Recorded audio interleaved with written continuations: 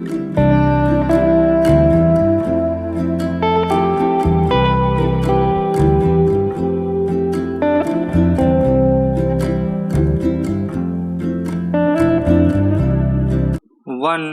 To three start.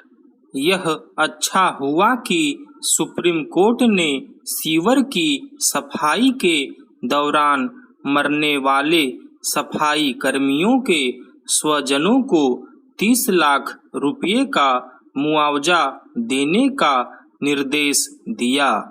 उसने यह भी व्यवस्था दी कि यदि सीवर साफ करते समय कोई सफाई कर्मी अस्थायी रूप से अपंग हो जाता है तो उसे 20 लाख रुपये देने होंगे।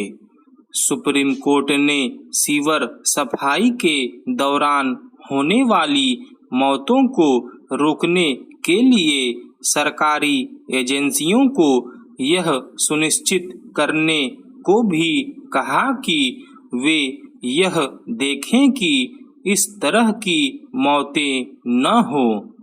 यह तभी सुनिश्चित हो सकेगा जब नगर निकाय उन उपायों को अमल में लाएंगे जिनसे सीवर सफाई के दौरान होने वाली मौतों को रोका जा सकता है।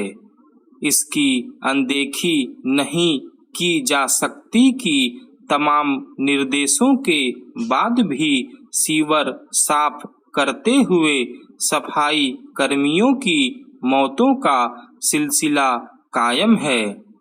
यह इसीलिए कायम है क्योंकि नगर निकाय जिन एजेंसियों को सीवर साफ करने का काम ठेके पर सौंपते हैं वे पैसे बचाने के फेर में सफाई कर्मियों को बिना सुरक्षा उपकरणों के सीवर में उतार देती हैं।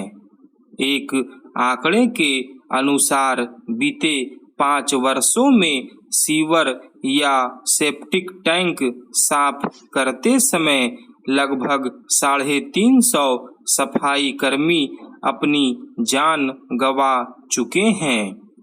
इससे भी बड़ी त्रासदी यह है कि ऐसे अनेक सफाई कर्मियों के स्वजनों को पर्याप्त मुआवजा नहीं मिला।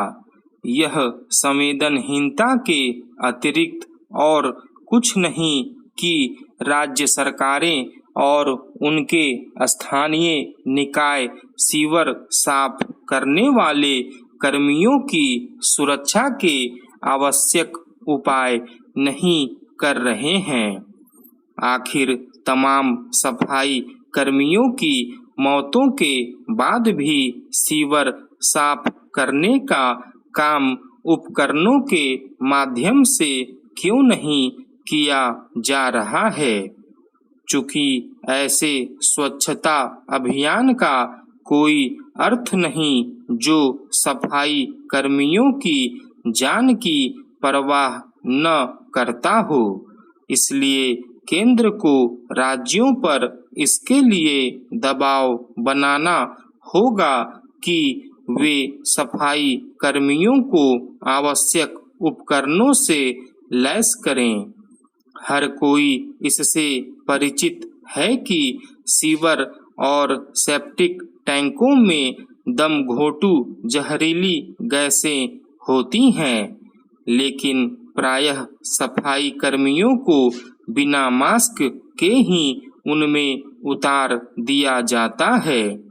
यह एक तरह से उन्हें जानते बूझते हुए मौत के मुंह में धकेलने वाला कृत्य है।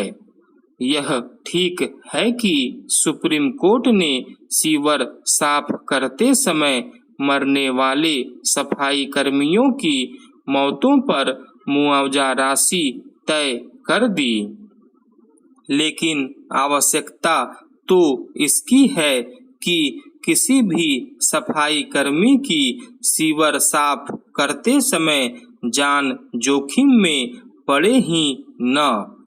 सीवर सफाई के दौरान होने वाले मौतें यही बताती हैं कि अपने देश में कानून किस तरह कागजों तक सीमित होकर रह जाते हैं।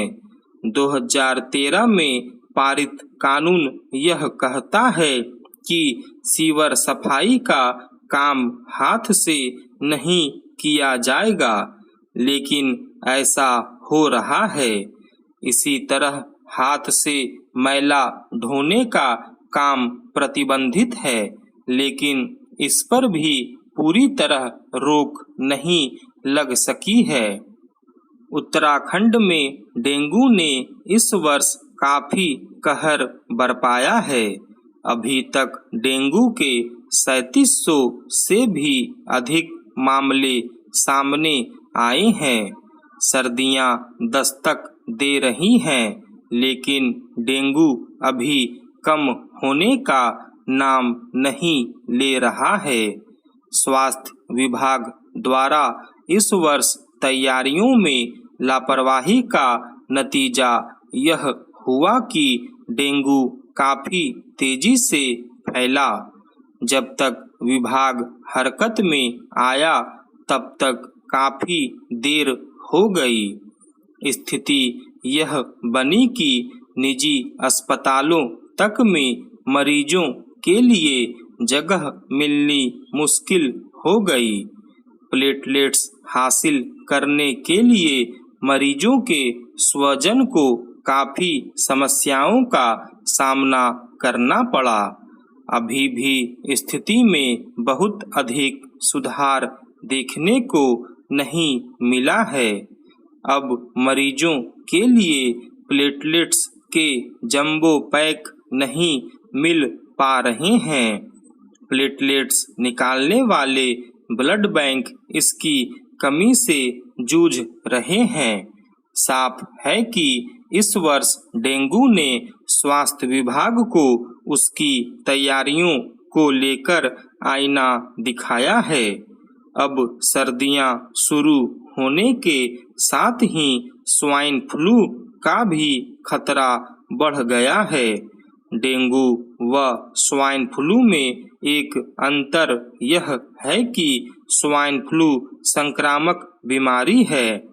यह एक व्यक्ति से दूसरे व्यक्ति में फैलता है।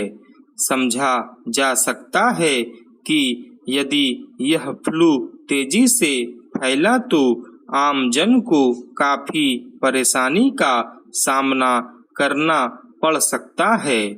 इसके लिए स्वास्थ्य विभाग को अभी से सजग होने की जरूरत है। विभाग को अभी से इससे निपटने की तैयारियों पर जोर देना होगा। दवाओं की उपलब्धता के साथ ही अस्पतालों में इसके लिए अलग व्यवस्था करने पर फोकस करना होगा। तैयारी अभी से नहीं की गई तो फिर स्वाइन फ्लू के फैलने पर स्थिति नियंत्रण से बाहर हो सकती है। सरकार को चाहिए कि वह स्वाइन फ्लू की रोकथाम से लेकर विभागीय अधिकारियों को दिशा निर्देश जारी करें। इसके लिए अधिकारियों की जिम्मेदारी भी तय करनी होगी। स्टॉप।